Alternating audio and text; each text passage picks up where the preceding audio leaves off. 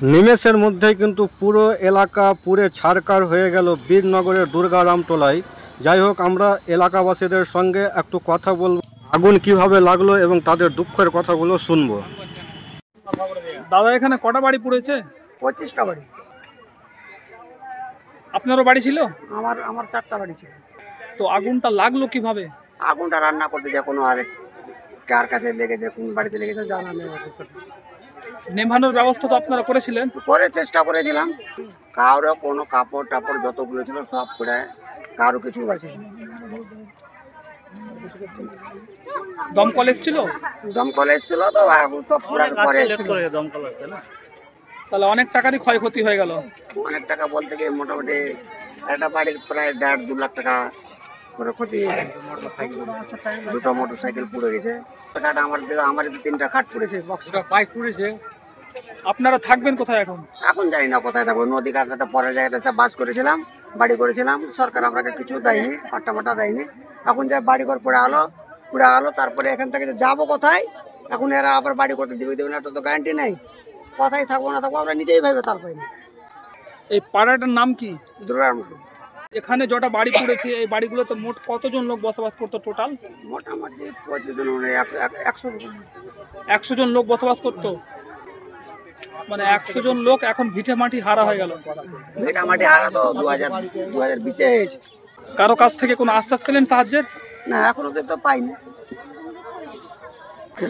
আপনারও বাড়ি পুড়েছে? আপনার বাড়ি পড়েছে? আপনার মানে ঘর কটা ছিল? ঘর 3টা, বারান্দা সহ। আপনার কি কি পুড়েছে? বাড়িতে কি কি ছিল?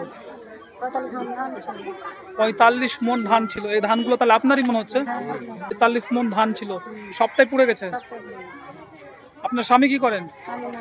স্বামী নাই। ছেলে মেয়ে কটা? ছেলে 2টা। ছেলে 2টো।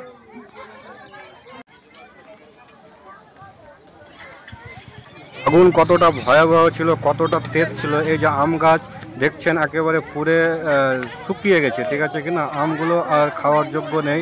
এটা দেখে কিন্তু আপনারা বুঝতে পারছেন। এলাকাবাসীদের মুখে আপনারা শুনলেন কিভাবে কীরকম ঘটনা ঘটে গেল। প্রায় 30টি বাড়ি একবারে আগুন লাগাতে কিন্তু নিঃশেষ হয়ে গেল। যাই হোক, নিঃস্ব হয়ে গেল। এই যে বাইক দেখছেন, বাইক একেবারে পুড়ে স্তব্ধ হয়ে গেছে, নিস্তেজ হয়ে গেছে, ছাই হয়ে গেছে। দেখেন মানুষের কি আবেগ, কি দুঃখ। তারা কিন্তু তাদের পুরাতন বইপত্র, খাতাপত্র, এই সমস্ত কিছু যতটুকু পেপারস আছে সেগুলো কিন্তু উদ্ধার করার চেষ্টা করছে। কখন মানুষের জীবনে কখন অঘটন ঘটে যাবে সেটা কেউ বলতে পারে না। আপনারা দেখছেন আপনাদের চোখের সামনে। আমাদের সকলের কাছে এটি কিন্তু অত্যন্ত দুঃখের ব্যাপার। এই যে মানুষগুলোকে দেখছেন, এরা কিন্তু 2020 সালে যে গঙ্গা ভাঙন হয়েছিল বীরনগর এলাকায়, সেই গঙ্গা ভাঙনে এদের সকলের বাড়ি কিন্তু গঙ্গা ভাঙনের সঙ্গে সঙ্গে কিন্তু জলের সঙ্গে মিশিয়ে যায়। এবং সরকার একটা এলাকায় কিন্তু এদেরকে জায়গা দেয় এবং এরা কিন্তু নিজে থেকে টাকা খরচ করে বাড়িগুলো তৈরি করে।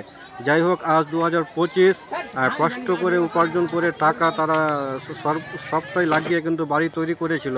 যাই হোক, আজকে আগুন লেগে কিন্তু তাদের বাড়িগুলো কিন্তু পুরো ছারকার হয়ে গেল। কত দুঃখের বিষয় দেখেন।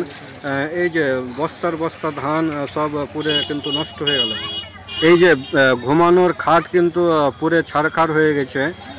আপনারা দেখছেন মানুষ কিন্তু হতভম্ব হয়ে গেছে, দিশাহারা হয়ে গেছে। সাইকেলগুলো দেখছেন, টালিগুলো দেখছেন, পুরে পুরে যখন পড়েছে সব ভেঙে চুরমার হয়ে গেছে। মানুষ কিন্তু